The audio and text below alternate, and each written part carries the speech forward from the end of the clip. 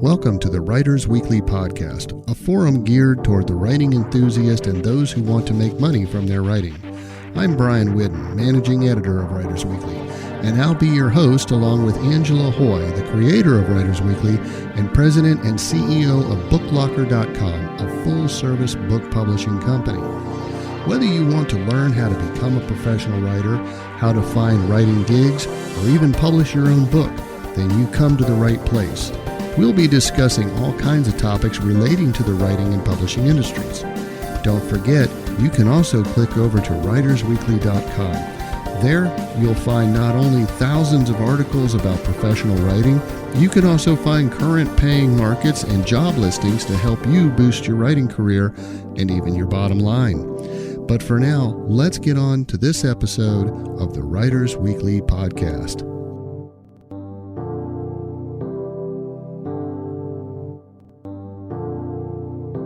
Hello again. Welcome to another episode of the Writers Weekly podcast. Today we're going to be talking about query letters and book proposals. If you intend to earn money from your writing, you're eventually going to need to sell your writing to publishers or editors. And this is done in the form of query letters, also known as pitches, and book proposals. Now, based on the majority of what pours into Writers Weekly every day, most writers don't seem to familiarize themselves with the process of pitching their writing. Now, what's a query letter or a book proposal, and what information should be included in them?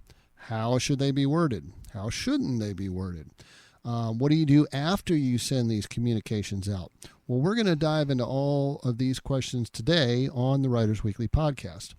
Now, last week we had our quarterly 24-hour short story contest.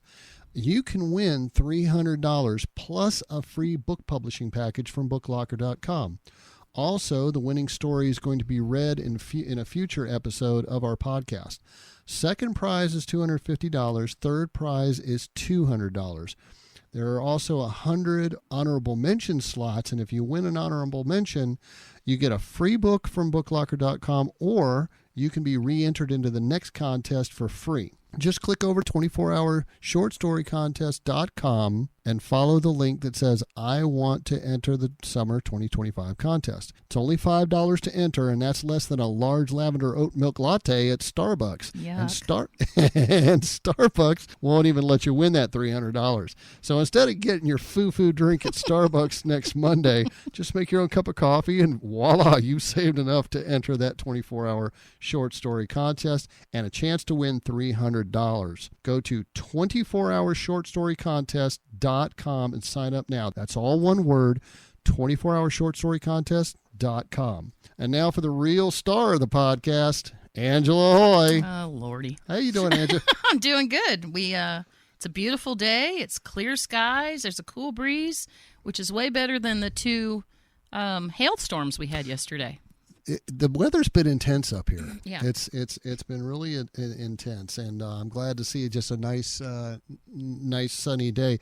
Can't wait for it to warm up, though. Oh yeah. I mean, it's still just hovering around 50 and 60 degrees, and I still want to see the 80s come roaring in. So, Well, this is our fourth podcast, and I'm telling you, I'm really impressed with the number of downloads we've gotten.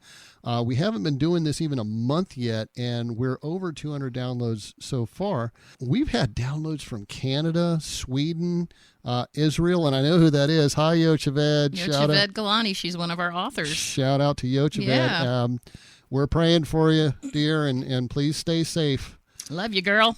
We're getting podcasts from the UK, Colombia, and even South Africa. So I want to send a big thank you out to everybody who's supporting us.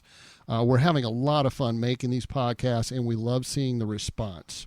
Yeah, we'd love to get your feedback, too. There are several places you can give us feedback. If you like what we're doing, let us know. If you don't like what we're doing, we'd like to know that, too, because that's going to help us decide where we go with future episodes of the podcast. If you're listening from one of the main platforms like Apple, Spotify, iHeart, you should see a link in the episode description that says text us directly and tell us what you think. If you're listening on YouTube, of course, you just go to the bottom of the video and click on the comments there, and we will see those. But even easier, if you need to get a hold of us faster, I need one of those yucky latte foo-foo drinks. We're gonna need to start doing voice exercise before we get on the. If you go to WritersWeekly.com and click on the Contact Us link at the very top of the page, that goes right to me. Okay, so one of the features in Writers Weekly, and we're going to get to our main subject in just a minute here. One of our main features in Writers Weekly is a column we call From the Home Office, where we talk about things that just happen in our everyday lives, because we're normal people just like you. We run a business in a particular industry, but we got lives like everybody else. Interestingly enough, over the last 27 years, it's our most popular column. That actually is the News one from that gets home clicked office on the most. it gets the most clicks. Yeah. Well, this week's interesting event was yesterday, and I headed over to the church first thing in the morning.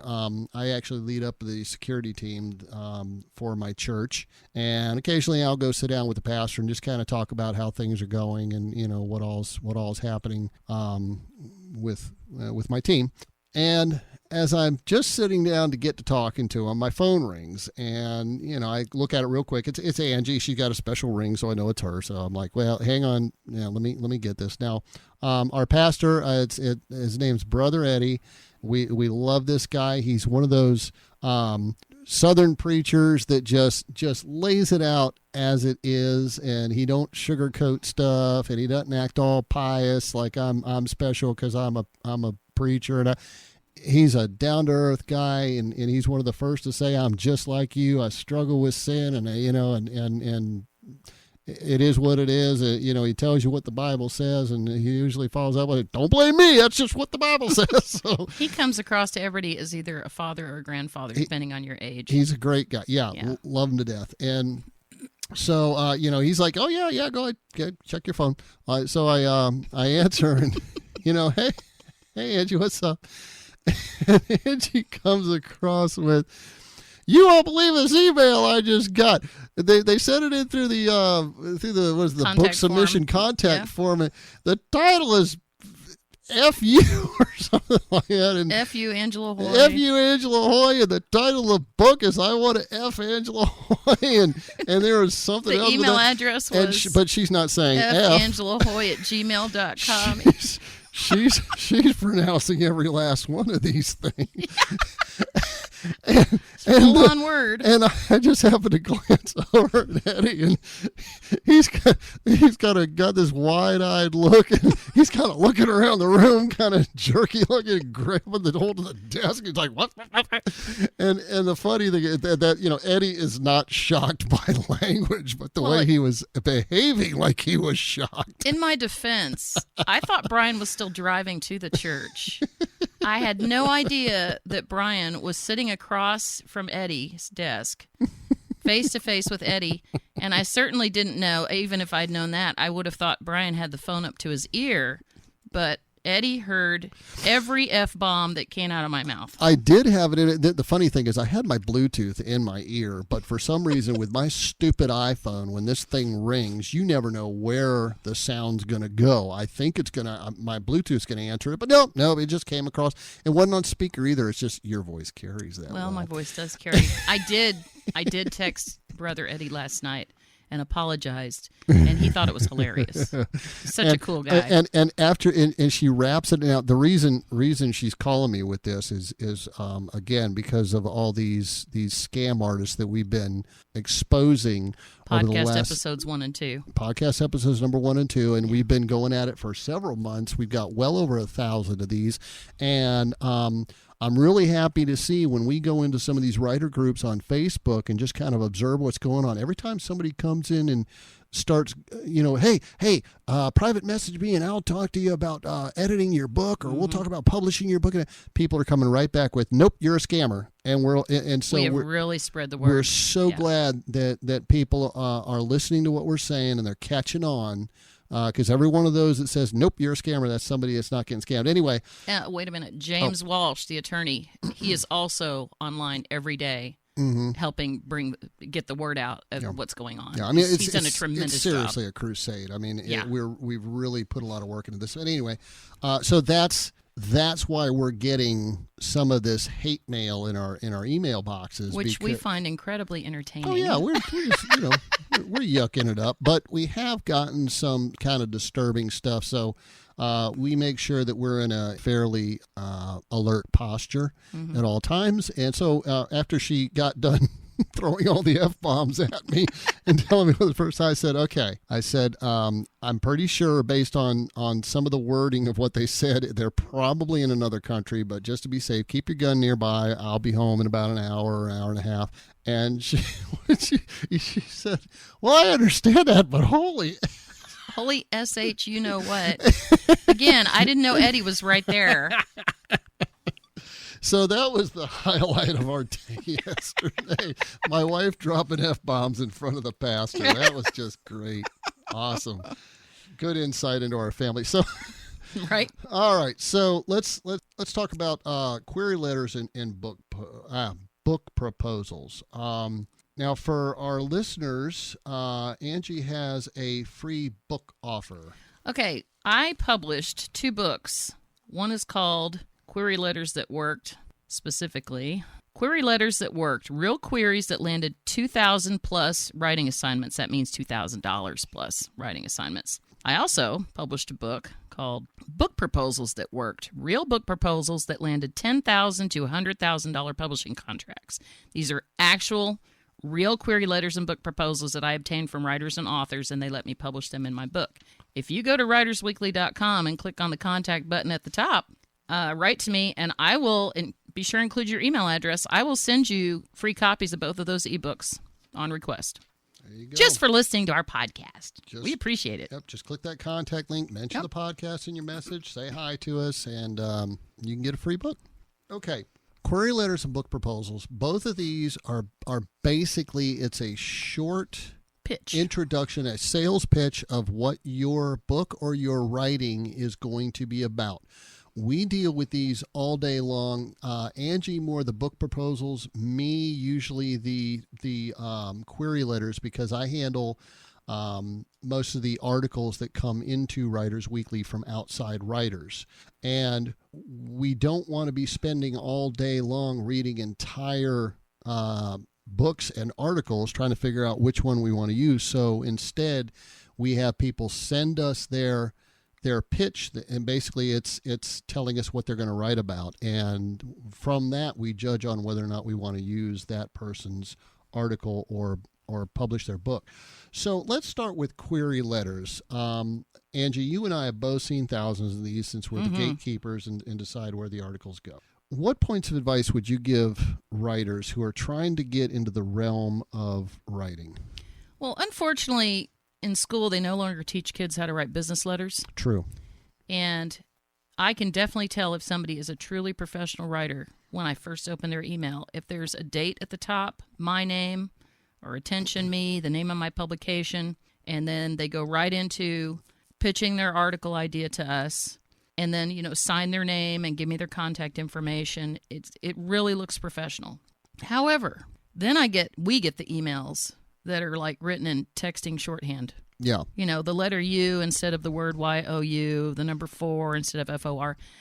So I would, I'm sorry, I would throw out that this query letter, and we're talking in the event of if you wanted to write, say, an article for a magazine or an online forum or something, and they offer to pay for these things. This is like a job interview. Yeah, absolutely. You got to put your best foot forward. This isn't just, hey, can I write an article for you? And then when they say yes, you're going to give them your best work. That query letter has to be your best work, because I know what I'm looking for are those professionalism, the professionalism part of it. Are you doing this texting shorthand like I'm your buddy?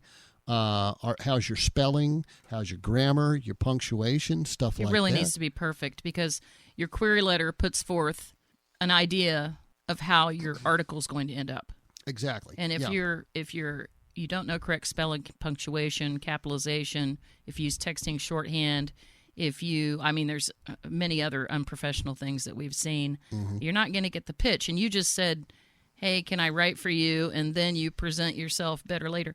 Anybody that sends any publication an email that says, "Can I write for you?" you're never going to hear from the publication. Yeah, those go right in my delete box. Yeah, right. Yeah. Yeah, especially, you just come up with, hey, can I write for you guys? And you don't even offer me what... Not even an idea. What your idea is. Yeah. It goes right in the trash. I don't have time to back and forth with you and, well, what do you think you want to write for me? Because I got 20 others that day to go through, and decide. So, and what we always say is, if you can't be bothered to read our writer's guidelines and follow the instructions, we can't be bothered to respond to your email. And let's segue into that. So one of the most important things you got to do, and it almost sounds like I'm talking stupid here because it would seem so obvious, but I can't tell you how many of these I get. Know the publication that you're pitching to. Mm-hmm. Take your time to read, and I mean read 5 or 6 of their articles, and understand where the point of view is supposed to be coming from, what the topic is supposed to be. The main topic. What is the publication about? It's amazing how many query letters we get that are not about writing at all, and the name of the website is WritersWeekly.com. Just ridiculous. And in our case, we're pretty nichey.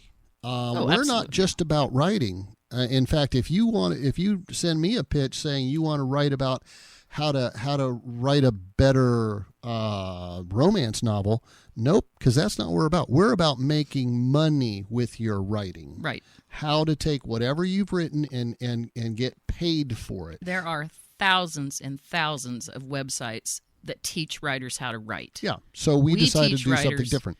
We teach writers and authors how to make money with their writing. That's our special niche. And then if you study the publication a little bit further, and this goes into, and let's have a quick discussion about guidelines right after I say this. Some publications want pitches. Other publications will assign you writing projects. So you will write them something saying, "Hi, I'm interested in writing for your publication. Here are my qualifications, da-da-da-da-da. Let me know if you'd be interested," that kind of stuff. And they will say, "Yes, we have an idea of, I don't know, we're a nature magazine and we want somebody to write on the ground squirrels of the California redwood forest. So give us a 500 word something on that." And they will typically only do that.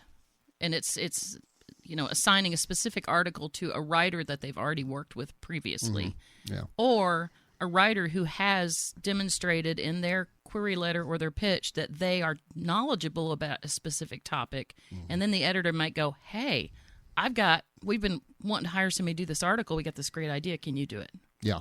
So. Yeah. And some publications, again, want your article idea. Others will take articles on what's called on spec. Mm-hmm. And that means send them the whole article and they'll read it and decide if they want to use it. Mm-hmm. We ain't one of those. Right, right. But there are some that will say. So it's really important anytime you go to any publication that you hope to write for, find their writer's guidelines. You will always find it on some link that'll either say writer's guidelines or write for us or submissions, things like that. Click on that and be sure to read their writer's guidelines, because all you have to do is make one mistake and step outside of those guidelines with your pit, and you're just going to be overlooked. They're not even going to come back and take a second look at you. Here's an example of that. Our guidelines specifically state we do not purchase columns. Mm-hmm. We purchase just single hit articles, and it's kind of further down in the guidelines. And when somebody pitches me a column, I know immediately that they did not read our guidelines. Also, you were talking about writing on spec. I never recommend doing that for 2 reasons. One, you do all the work up front. You never know if they're going to pay you for it because they may not want it. 2, some companies, primarily overseas, they might take your article, put somebody else's name on it, and put it on their website or in their magazine, and you'll never get paid and you'll never get credit for it. And if they're not in the same country you are, you're screwed. Recourse. Yep. So I actually printed up a couple of examples that we've gotten of off-topic query letters that waste our time and the writer's time. You wanna read those? Oh, sure. Thanks for pulling these from the website. Hi, I would like to write an article about how to boost our immune system. I won't mind if you pay me. I did not misspeak. We are reading these word for word, as we get them in our emails. Right. So yeah. I won't mind if you pay me between $20 to $50. And again, this was to us. We are a writing website, not a health website. We get things like that every day. Here's one. I do like to write about secret marketing for you. Ooh. The topic, spelled Topik, would be about how to get Patty on selling seashells. I don't know what paid. Okay. Oh, right. I just realized Patty, P-A-D-I, is a scuba diving instruction organization. And I'm reading, where did they come up with Patty? What is that? So they misspelled paid. They spelled it P-A-D-I instead of P-A-I-D. And we don't publish anything on how to sell seashells by the seashore. Right. So you got one more over there? Yeah, I do. I am pleased to offer my expertise in the field of beauty and skincare through my 2 new articles. Yep, there you go. Mm-hmm. And like I said, those are straight out of our email boxes. Not writing related. Yeah. Here are some other things that you want to remember. Again, read their guidelines, follow the guidelines. Do they want an idea pitch or do they want a full article? And Angie just explained that to you. Here's another thing. Try to figure out who the editor's name is, or the submissions editor, or the managing editor. Yeah. Whoever's in charge of receiving those. If you can find that name, then that'll give you a boost for your greeting right away. You're Mr. So and so. Hello. Here's my name, rather than dear sirs, or if they don't know, Angie, who to address, what should they address? You can often go to the magazine or website Mm-hmm. and click on our team or employees or contact. A lot of them have contact forms on their website to submit your pitches to, and then you don't have to worry about a name.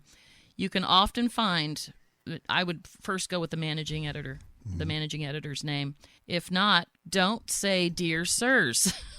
Guess what? We are a female-owned business here. Again, started Writers Weekly 27 years ago, and I don't know what these sexist dudes think about, I guess a website can't be owned by a female, but I have received thousands of pitches over the years that dear sir or dear sirs. And I still read those because I'm not sexist. Yeah, I get it. But you're joking. They still make me laugh, yeah. Here's one other thing also. So when you're emailing publications, email them one idea one time. Yeah. And we're gonna get into what not to do here. Wait and follow up in about a week if you don't hear anything. Yeah. We sometimes go 2 or 3 days without looking at our email boxes because we have 1,000 other things that we're doing. Well, actually, we're checking our email for emergencies, but the query letters mostly come in through our guidelines, which is a link to a contact form on our website. Those all have the same subject line, so those are easy to pull out. All right. Well, sorry, I just confessed I don't check my emails every day, so. But you do. It's just we sort them, and every pitch that comes in from our guidelines, it starts with the subject line is Writers Weekly question. Yes. So we'll do those a couple days a week. We'll go through all those. Yeah. I won't go through them every day because my eyeballs will bleed. Well, again, we get about 20, sometimes 30 of those things a day. Yeah. And what? 60% of them are just crap. 99%. And we just have to deep six it right there. Yeah. I just don't even respond. And so it just goes sifting through garbage right until you find somebody that was serious. We got a you want to tell this story? This is Trudy. Okay. Is this her real name? I can't remember. I don't remember if we changed that. Oh, for this doesn't matter. Not, but somebody named Trudy decided she wanted to pitch us. Let's see. She sent us 6 emails over a period of 10 minutes? Mm-hmm. And I think this was at 2 a.m. Oh, yeah, it was the middle of the night. And then she sent us 7 more emails. And then we responded telling her, stop, please. You were dealing with her, right? So we sent her a reply basically saying, hey, I don't need 13 emails from you all within a few minutes here. If you want to send me a couple of queries, send me a couple of queries, but do it all in one email. So I then received an email with 12 different queries on it. And so she went from sending multiple emails to shoving everything in one email. And then she copied that email and sent it to Angie's personal email address. So then she's loading both of us down. I guess she thought she was going to go over my head. Yeah, that always works. That didn't work. So, and we basically rejected this person. And she one for their tactics, but two, if I recall, none of these queries were really all that good. No, none of them were working. And she didn't like that very much. She got really mad, and she sent several more emails to Angela, one of which insisted that all of her ideas were good ideas. Mm-hmm. Then she sent another email that said that she would be watching Writers Weekly to ensure that we wouldn't steal any of her ideas. Mm-hmm. And yet another email that she sent to you said that you're trying to hurt her, which is not only bizarre, but extremely unprofessional. Totally unprofessional. Yeah. And she said something like you owe it to me to publish at least one of these articles so that we could have a balance of energy or some cockamamie, it was ridiculous, weird psycho babble like that. So here's how I handle those situations. Uh-huh. I've got this really cool option in my email program where I can filter stuff. Mm-hmm. And if somebody's doing that, I just put it into my filter from so-and-so, and when it comes in, just goes to trash. I never have to see anything from them again. There you go. Yep. And if the publication has a submissions contact form, use it. Yeah. Don't email them directly. Use their contact form because they've got that formatted a certain way so it pops into their email with a recognizable subject line so they know that, this is a submission. Also, using that form, far less likely that your email to them is going to get eaten by spam filters. There's that. They get the forms from their website. So, yeah, very important. What else do they need to be, should we be pointing out here? Don't pitch them an idea that's been done to death all over the world. Mm. Example, how to raise a puppy. Nobody needs an article on how to raise a puppy because there are probably millions of websites, magazine articles, blog posts all over the world. You really need to find a very unique take on your idea or nobody's going to buy it. Yeah. Also, avoid copy and paste form templates. Mm-hmm. If you do use a form template, which we don't recommend that you do, be sure to proofread it when you're done putting it in an email and remove the bracketed prompts that say your company here or your name here. Yeah. Your article title. So we got another one here. You want to read this? This is word for word. So, okay. Yeah. Unprofessional freelance writer, and professional freelance writer, looking for an opportunity to work with open bracket your team close bracket. Hello, my name is open bracket Jack close bracket, and I am an accomplished freelance writer with over 8 years of experience in the industry. With my passion for writing and a PhD degree, I have honed my skills and contributed to some of the biggest companies in the world, including Google, Microsoft, and Facebook. I am confident that my expertise and experience make me the perfect fit for your organization. I can write articles, blogs, content, and any other writing-related material with ease, blah, blah, blah. I have had the privilege of earning a comfortable living from my writing, but my true passion lies in working with small businesses and helping them grow. Best regards, open bracket Jack, close bracket. So, Brian, you made some notes about this one to share with our listeners because, oh, Lord. Go ahead. So, first of all, he claims to be a PhD, which is supposed to make us think he's super intelligent, and yet he doesn't, he didn't follow the guidelines. Clearly has no idea what we publish. Yeah. And in fact, I don't even think that there is no article idea in this whole thing. There's no article idea. Yeah. He claims to have written content for some of the biggest companies in the world. Not and believing that. mentions all of his attention to detail, and yet he didn't have enough attention to detail to remove the brackets From his form and email. replace your team with Writers Weekly or Dear Brian or Right. anything like that. And Oh, this is the best here's part. the good part. He sent this to 75 different recipients. Now, And how we do- could see how do all we the know that? email addresses. Because if you're going to send the same stupid form letter to 75 people or 10 people, whatever, put one person in the main to box, and then everybody else needs to be a blind carbon copy. Right? not 75 people all into the recipient box, the to box, and then just blast it out there, because all 75 people now see that you sent that to 75 people, and nothing tells me you don't give a rat's butt about our publication than to show me that you just sent the same thing to 74 other people. Also, in the industry, this is called a simultaneous submission, and most magazines and websites frown on those for this very reason. Mm-hmm. So that's honestly, this is why you should avoid these cookie cutter letters. If nothing more, you should be coming up with your own query letters to sharpen your own skills.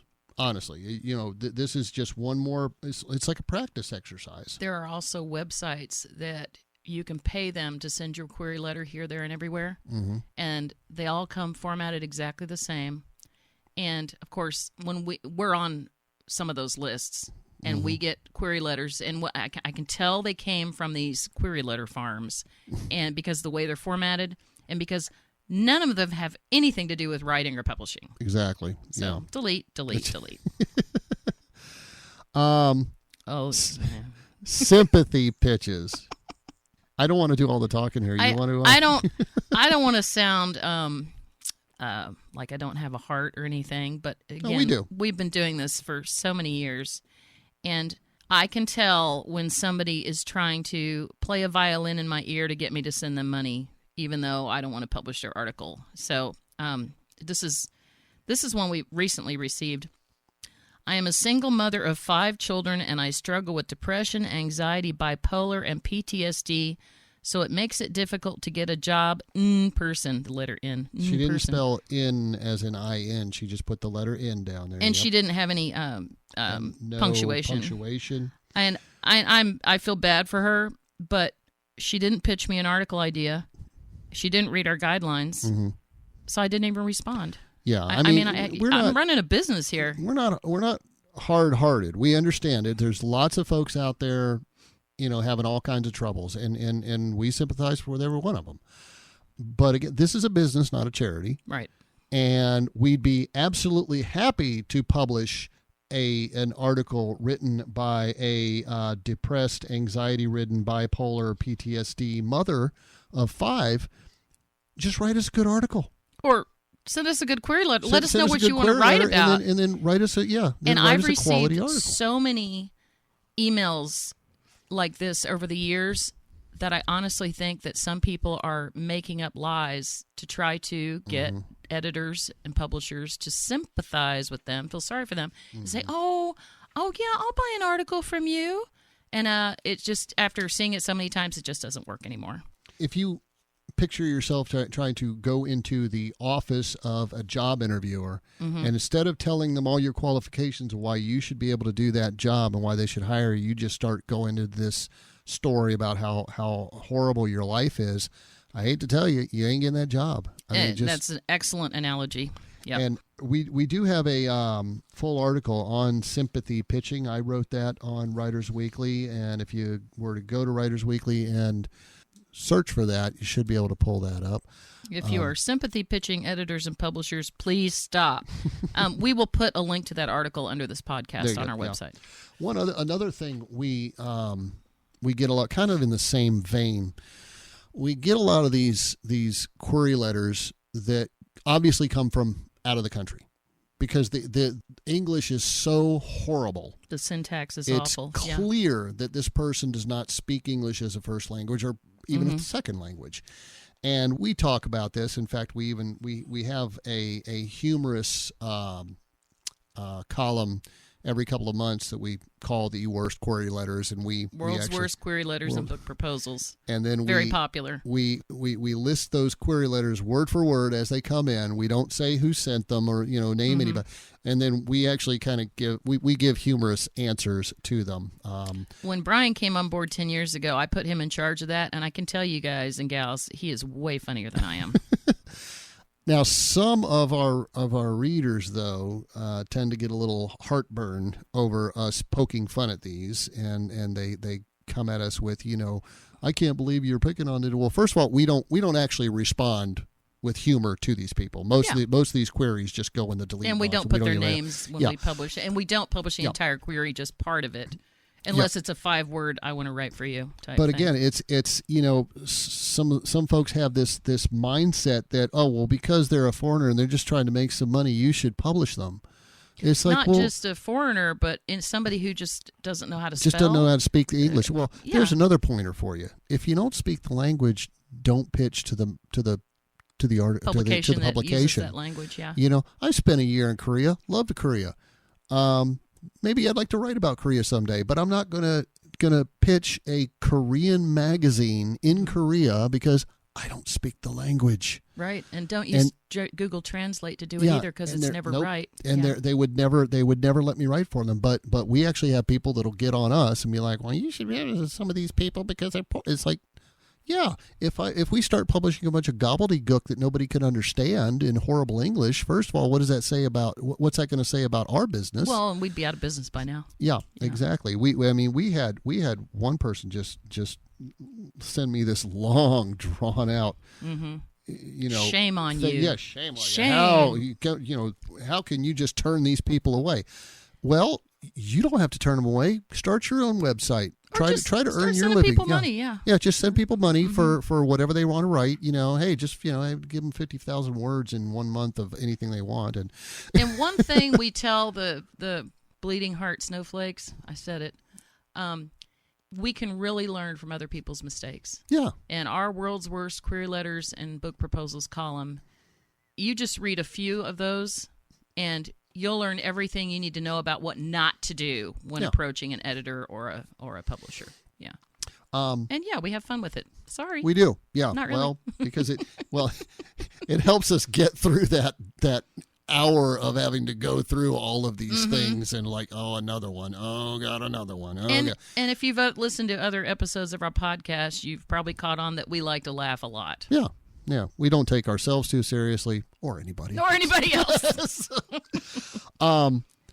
Wrapping this up, I did pull a part of that article that I wrote, and I'll offer it here. A good pitch should contain a balance of unmitigated confidence, and that's not arrogance. That's you got to be communicating that what you're going to write is going to sell. Yeah, and it's going to be good. An example of something like that would be something like, I have an article I know your readers are going to really sink their teeth into. See the creative use of words here. Yeah. I reviewed your publication and guidelines. You better have reviewed it if you're going to write that. And this piece will fit right in with your content. Let me tell you about it, and then you can go into your pitch. Yeah. Again, that sounds confident, but you're not telling us that this article is going to save the world. And we've actually had some authors that we've turned down that told us, no, if you turn this down, the world has to hear what I have written. And I deserve to be heard. I deserve to be heard. Yeah. The other thing it should contain is graceful humility. An example would be, I'd like to write the article for you. Let me try that again. I'd like to write an article for your publication on whatever the topic is. Would you allow me to send you a draft? If it's not quite what you're looking for, I can certainly tweak it based on any feedback you give me. That lets them know you're open to doing some editing, making some changes. Maybe your pitch isn't exactly what they're looking for, but it wouldn't be the first time that I've gotten a pitch. I'm like, well, we don't need this, and I would write back to them, can you turn it into something from this angle. Yeah. And I've had, we've paid people for articles like that. They sent me one pitch. I'm like, well, no, we don't want that, but that made me think about this. Can you do this for us? Right.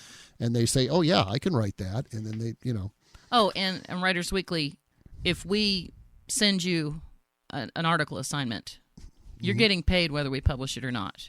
Yeah. That we do not have any kill fees. And we very rarely kill an article because we're pretty good at, picking out good queries now. But yeah, 100% kill fee. Yeah.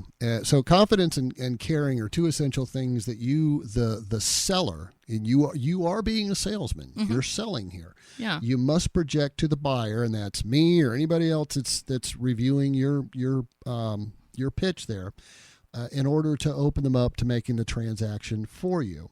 Mm-hmm. Oddly enough, a lot of writers are terrible at this, and they'd rather write than try to sell their writing. And I get that, but like it or not, pitching stories and manuscripts and articles is just another type of sales skill. If you want to make money off your writing, you got to sell your writing. That being said, I think we're about to roll into book proposals here. But hey, if you feel like you've got what it takes to write an article for Writers Weekly, we do pay $60 per article. They average around 600 words. Around 600 words. We have basic articles on making money on writing, and we have what's called our marketing secrets column, and you can go to Writers Weekly and find out what those are about. All you have to do is click on the Write for Us link. That will take you to our guidelines page and a contact form that you can query us and see if you'd like to write for Writers Weekly. And if you have discovered a very unique way to increase your writing income or increase your book sales, we would love to hear it. And so would our readers. We are always looking for somebody that's already done it and can tell everybody else how they did it so that they can duplicate that. Right. That's how success is built. And that is the purpose of Writers Weekly, is to teach you how to make money on your writing. Yeah. Okay, so nobody has the time to read a full book each time another author wants to be published, especially since most book ideas are rejected by publishers. And agents. Book proposals have always been the formal way to contact a publisher and pitch your manuscript or book idea. And you introduce them to the idea of your book first and get their feedback. Angela, I'm going to let you take it away on this. You're bigger on the book proposals than I am. Well, formal book proposals are primarily used with traditional publishing. And in order to get a large traditional publishing contract, you first need to attract a literary agent. There is an organization called the American Association of Literary Agents, and if you're looking for one, I would go there. They do have a website. There are lots of fake agents online now that actually work for vanity publishers and who are going to steer you in a very wrong direction. So I would only go to that website if you're looking for a true literary agent. So you create a book proposal, which is basically, it's longer than a query letter, of course, because your book's going to be longer, but not so long that, somebody who's reading it just doesn't have time to read it all. Some people, have a pitch sheet and then a whole book proposal. Some of them include their whole table of contents with short descriptions of each. Always should include who the market is for the book, who's going to be buying the book. Some authors even speculate how many copies they think they can sell. The list goes on and on. The book proposals that worked, which, again, go to Writers Weekly, click on the Contact Us link, and I'll send you a free copy of it. It has some amazing book proposals in it, and all of them landed these authors lots of money. So you want to talk about Bonnie? Yeah, Angela, I'm going to have you read some things now. These are actual examples out of your book, book proposals that worked. Now, I paid these authors for the opportunity to share their book proposals, and it was there's lots of them there. It's a very large book. It was very sweet of all of them to want to share what they did that worked. Yeah. So yeah. We've got two examples here. The first one is from an author named Bonnie Hearn Hill, and it's for her book. She wrote a series of books, or maybe not a series, but she wrote multiple books based on investigative reporters and kind of like mystery crime, but your main character is a reporter who's trying to figure it all out. And this is fiction. This is fiction. Yeah. Yep.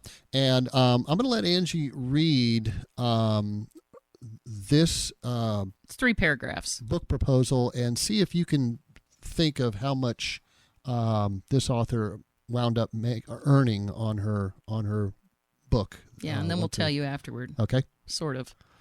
I'm sorry.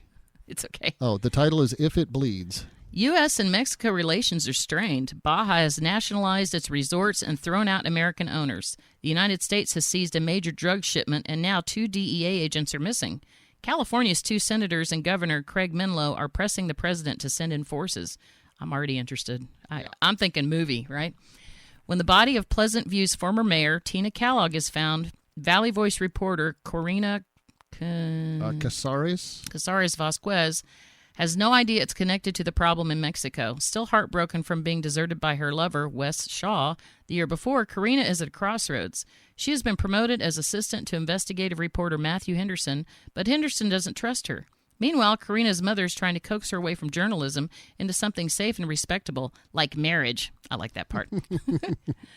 Corina covers the story of Tina Kellogg's murder and scoops Henderson. If it bleeds, it leads is the newsroom mantra, and Henderson wants this bloody story for himself. Corina proceeds without his help, discovering an illegitimate son in Tina Kellogg's past. Ooh, juicy. And a connection among the town's leading developer, Eugene Belmont, his daughter Nan, one of California's senators, and a white rights group that plans to take back Mexico. Now, excellent writing. Mm-hmm. The punctuation, capitalization, everything is perfect. Yeah. There's no mistakes whatsoever. Well, here's the thing that jumped out at me. That very first paragraph. Mm-hmm. That tells you right there how complex a story this is going to be. And like you said, I'm already interested. I'm like, right. Wow, you got a lot of stuff going on. And I'd love to find out how you work that out. I'm thinking action movie, right? Yeah. And probably the publisher who purchased this book, based on this book proposal, was probably thinking the same thing. Yeah. Yeah. And and that's a lot of information in only 3 paragraphs. Mm-hmm. So excellent method of compressing all of this into just 3 paragraphs because you don't want to write a book proposal that's a book itself. Mm-hmm. Nobody wants to sit and read that. Right. Again, they have 100 other book proposals they have to read. So you have to be able to get the big idea of your book out there quickly. Yeah. And in a form that somebody's willing to spend, 2 minutes reading? Yeah. Not 10.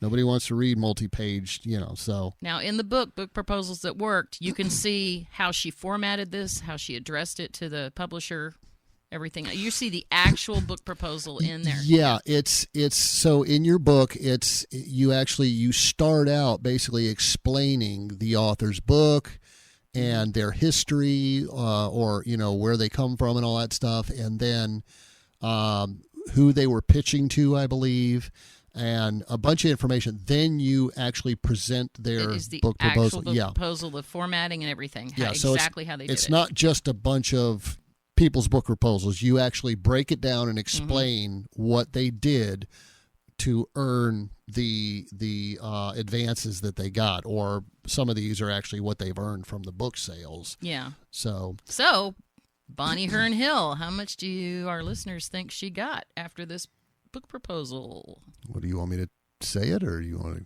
I'll do it. Oh, okay. She earned a 6-figure advance. Hey, 6-figure advance. She sold that book. Good for her. So at least $100,000 on that. Yep.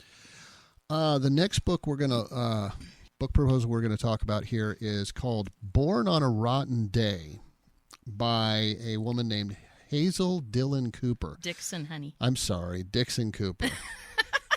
I don't know how to spell. Hazel's an astrology. She's one of those people that do zodiac signs and astrologer. I'm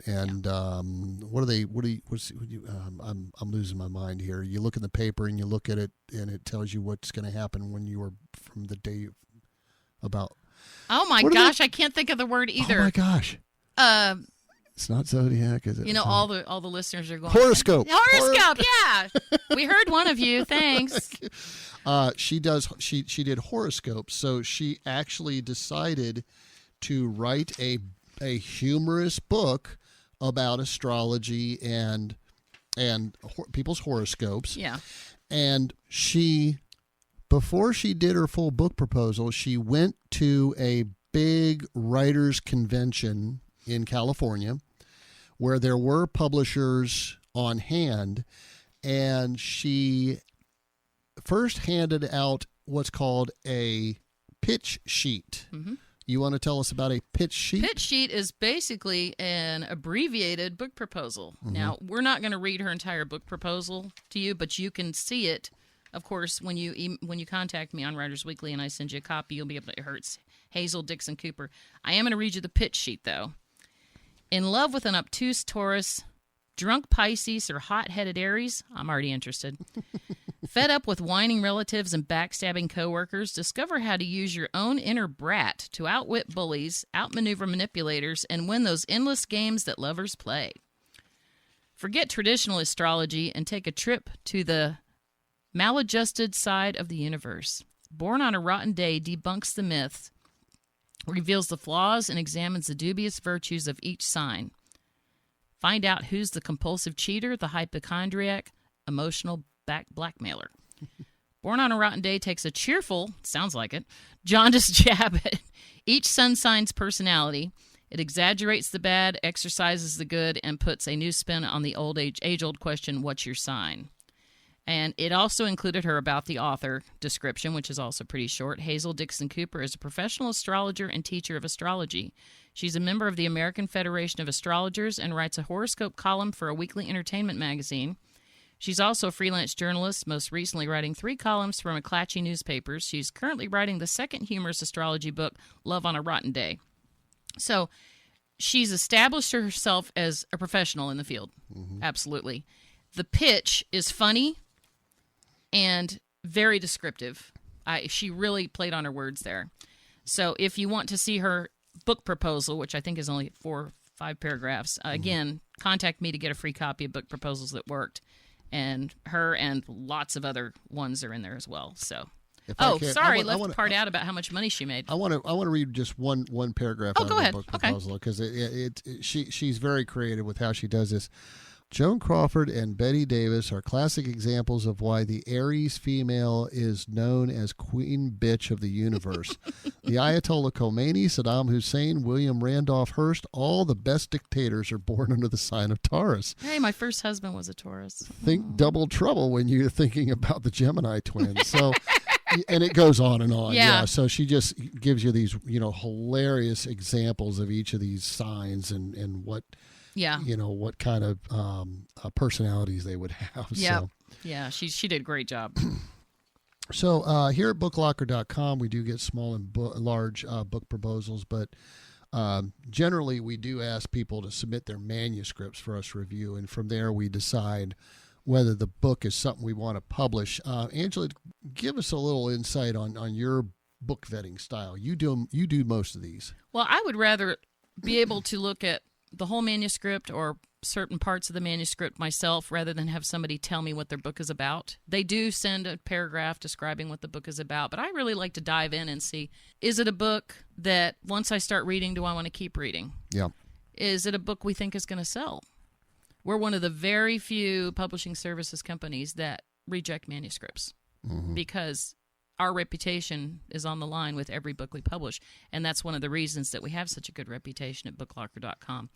Some libraries and bookstores will not buy books from certain publishers that publish everything. Yeah. So authors need to remember that if you're publishing with a company that accepts everything, you may not get many library or bookstore sales because those libraries and bookstores know who publish those books, and they will avoid some of those companies. Yeah. Old friend of ours is a librarian still in Wisconsin, and he said their library will not buy books that were published by Amazon KDP. Yeah. Because they put so much garbage on the market. I almost said a bad word, but I didn't. A lot of these companies are happy to put anything out there because they're making all their money with setup fees and the process of putting your book out. Or they're referring authors to different services, and they may be getting commissions on those services. Upselling you. Yeah, upselling you. But they don't care if you sell a book.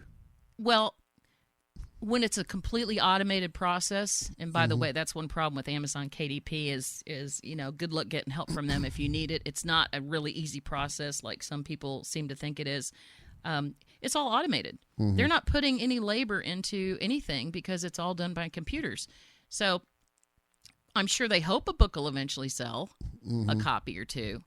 But that's just one example of a company that puts garbage on the market. And BookLocker, we've always, our position has always been we basically break even on those setup fees. We earn our profits on book sales. We earn our profits on whether or not you sell a book. So, and we pay some of the best royalties in the industry. Yep. Yeah. So we have to believe that your book's going to sell before we'll publish it. So yeah. Yeah, and again, it's not only our reputation; it's the reputations of all of our authors. We want all of them to be part of the BookLocker family that's well known and has an excellent reputation and is respected in the industry.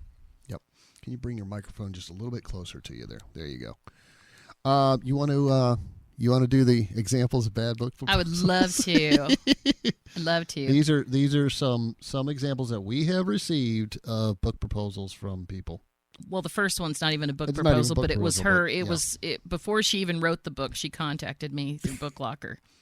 Can you put me on a writing schedule and check in with me each week to make sure I get my book finished? 3 words. Not our job. Right. Exactly. And that right there tells the publisher you just sent that to that you're not responsible enough to write a book. Right. Exactly. Yeah. So, no, we don't want to take that chance on you. This is one that I was kind of questioning if we should put in here. You want me to take this? No, I'll take it. I mean, I already dropped several F-bombs. That's earlier. right. Just keep going. Just keep going with that. Yeah, okay. This is sick. Title. F, you know what? Effing mares. That's a female horse. Effing mares, I said it 3 times, for fun and profit. He spelled out the bad word in his submission. We didn't spell it out here. We put, Brian's sweet enough. You put asterisks in there for him. Isn't that sweet? I still know what it means. Pages, 345. Format, print on demand. Description. Okay, hang on. This is from our submission form for BookLocker, and Right. and They it's answer basically you questions. click on the form and it says, what's the title of your book, how many pages in your book, Yeah. what's the description of your book. So that's why and this is what we got. By the way, the page count is always an estimate. Yeah. You never know what's going to be, but anyway. Description. Living on a horse farm gives me every opportunity to mate with mares when they are in heat. We're not lying. This came in. This is an This actual is an book actual proposal. book proposal. And then we also ask at the very bottom of that form, why should book publisher? Well, I'm sorry. Why should You can't even talk. Why should BookLocker publish your book? Because there are a lot of boys/young men on farms that F their animals regularly. I know several young men who are in love with their horses. Bar none. Yeah, folks, we Bar dug none. the bottom of the barrel on that one. Yep, We gave you the worst of the worst that we've ever gotten. Yep. Bar none. And, if you ever, think about, gosh, they just run a publishing company and a website writers. Their lives must be really boring. Oh, no. No, it's not. No. Because you see some of the worst of humanity coming across. Now, Brian, you used to be a cop, so I'm going to let you talk about the jail mail. Angie hates jail mail. It's disgusting. And we get, what would you say, 2 or 3 of those a month? We get letters. We get lots and lots of letters. We get mail from jail inmates, and mostly they're handwritten because I guess they don't have access to Word document on a computer in prison. And listen, if you're somebody who's incarcerated and you have an actual good book idea, follow the guidelines. Well, if you're incarcerated, you're probably not listening to this podcast. We don't have a problem publishing somebody who's incarcerated if they come to us with a good idea. and they're well written, well spoken. We don't, some authors out there spent time in prison and they were able to write about their experiences or how their lives changed, or even around. Just fiction or poetry. Yeah. But 99% of what we get are always, how they were railroaded, or they're innocent but they're in jail.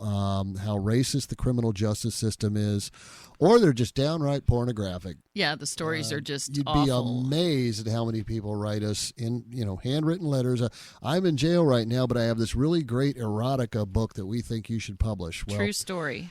Last month, I received some jail mail. And Brian still got pollen. Yep. I received some jail mail, and the guy included his complete name, and it was a unique name. The writing,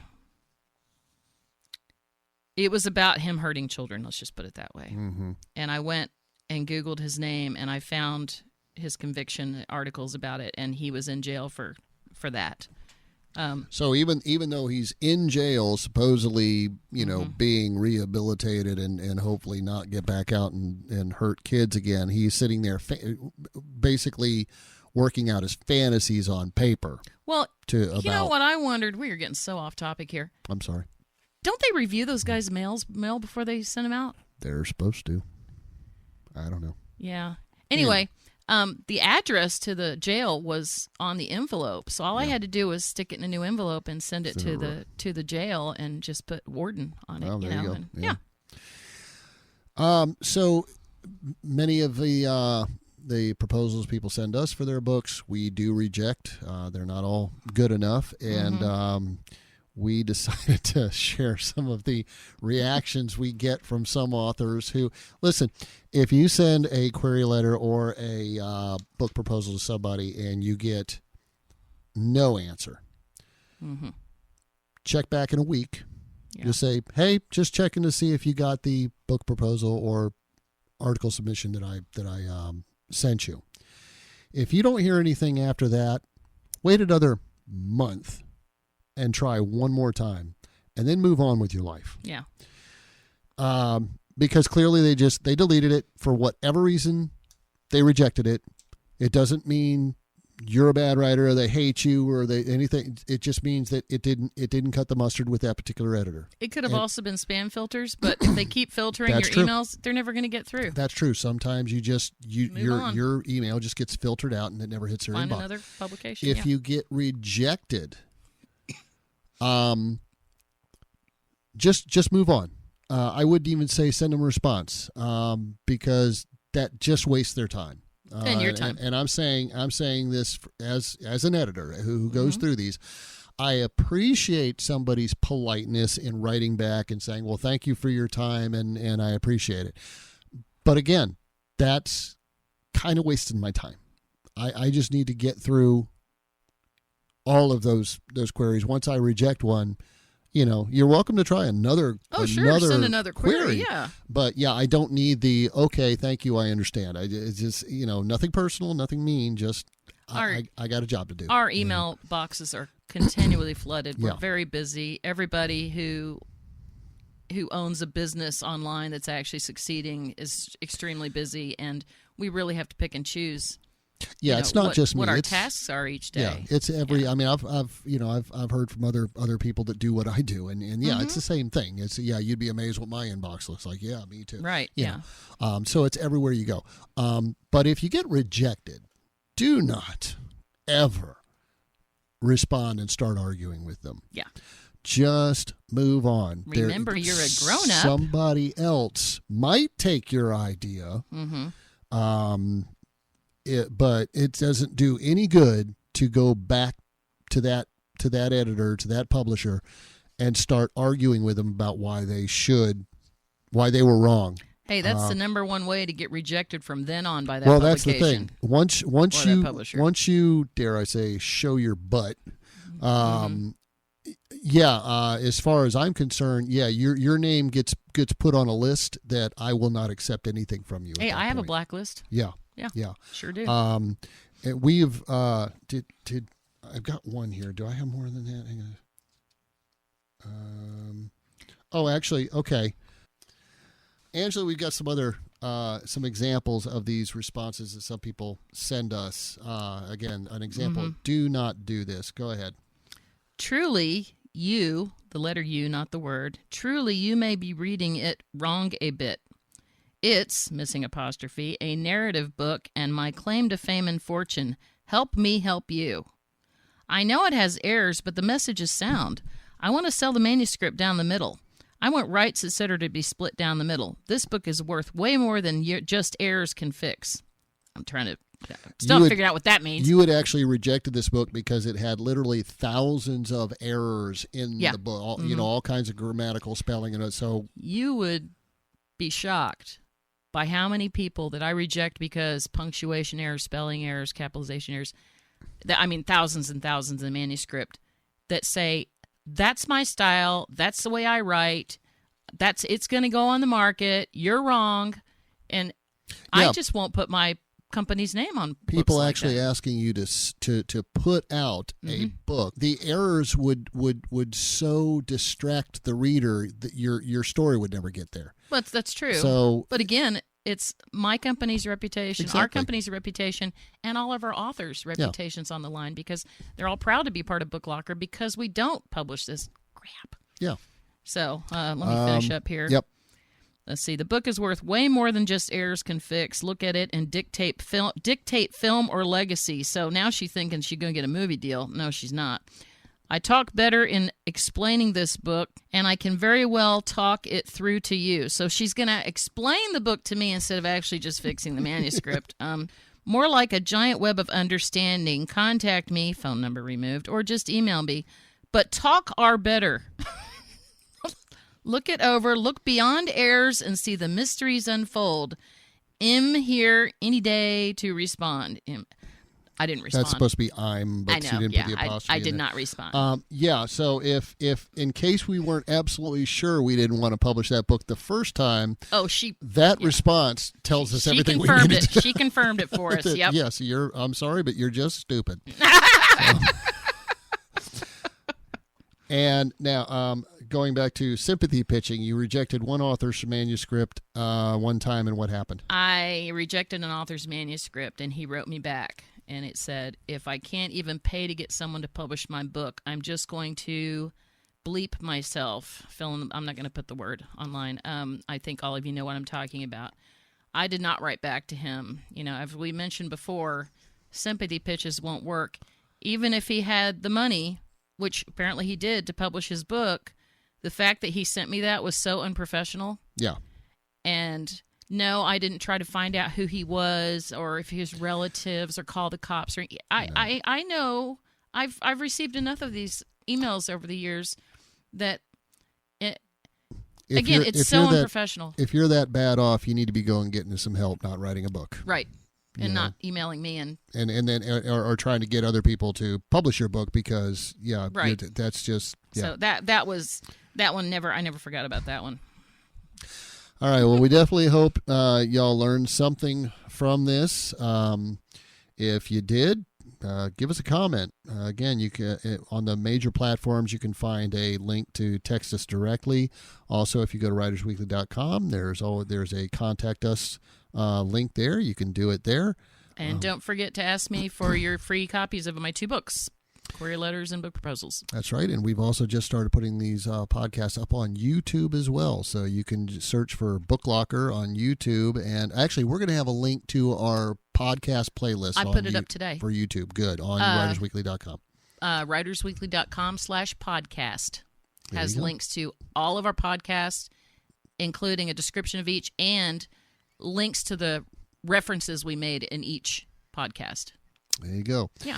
If you want to learn more about how to make money with your writing, come to WritersWeekly.com. It is completely free, and there's got a lot of articles on how you can make more money with your writings. We also got current jobs and paying markets that you can browse through, and hopefully you can pick yourself up. You can pick yourself up a gig and get paid for it. Yeah. Also, if you have a book manuscript you'd like us to review, booklocker.com. Click on the Publish and Sell link, and that'll take you to our publishing packages and also let you contact us to submit your manuscript for us to review. And I review every incoming manuscript. You will be under the watchful scrutiny of Angela. I'm a control freak. All right. Thanks, everybody, for listening, and we will see you again next week's Writers Weekly podcast. We'll be here. Bye. Bye.